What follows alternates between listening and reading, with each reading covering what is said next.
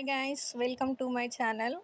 మేము వడియాలు పెట్టాలనే ఆలోచన లేకుండే. మాది కొత్త బియ్యం అండి. సో అది గంజొంపాలి, అది మర్చిపోయాము. సో అన్నం అంతా మెత్తబడిపోయింది.